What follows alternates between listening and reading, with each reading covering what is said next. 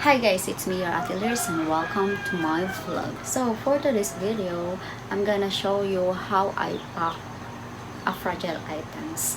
So this item is basically from Japan. Kung fan ka ng anime, probably you know the anime figure stuff. So nakalain itong product na to sa fragile items. So prone sila sa pagkabali, pagkaputol. So if you are in this kind of environment or business, I encourage you to invest also in packaging because this would be a big impact sa mga customers natin.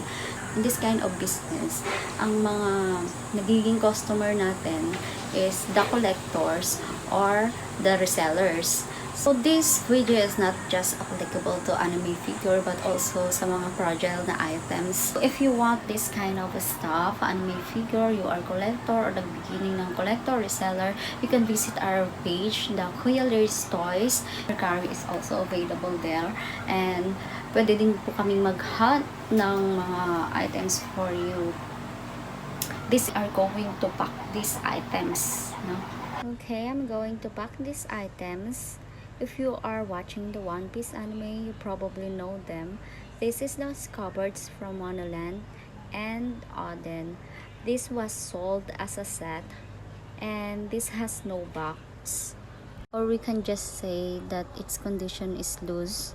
Pagpapak nga ng items, lalo pag loose yung condition, binabalot ko individually ng plastic or cling wrap naman kung medyo malaki yung items. So, pinaghihiwalay ko nga yung base or anything na pwedeng i-detach nang sa ganun mas makompress nga yung space at maging safe yung items. Every time nga na nagpapak ako ng items, lagi kong iniisip na ako yung katransact ng customers. Kung ano man ang mangyari sa items na ipapaship natin, sa atin talaga ang feedback nun, sa atin ang balik. So binabubble wrap ko nga yung items para naman kahit papano payapa yung isipan ko na habang nasa loob siya ng box, safe pa rin. Ayway nga ako sa pagpapak, even nga sa box, bumili lang ako sa grocery store. Bumili nga ako ng 300 pesos, nasa 100 plus pieces na rin. Sa ibang store, 5 pesos ang isa. Kaya I'm so lucky kasi nakahanap ako ng magiging supplier ko ng used box. Bukod nga sa mura, piling box pang binibigay sa akin, yung goods talaga.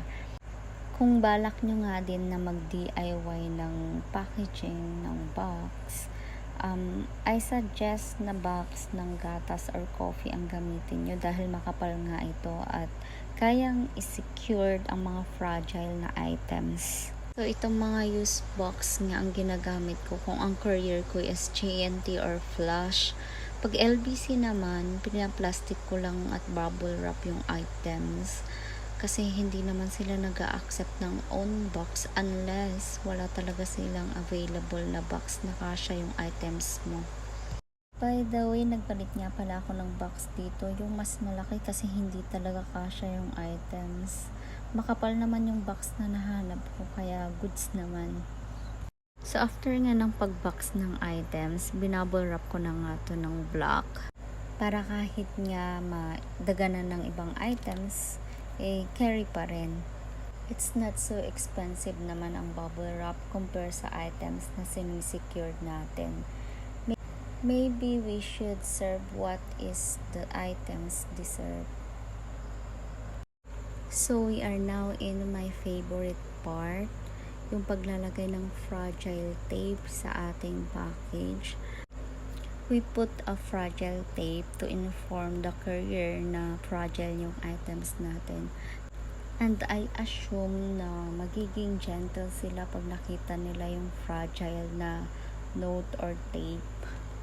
That's all. If you like this video, please consider to subscribe to my channel and like this video. This will help me a lot to motivate me to do more videos. Bye bye.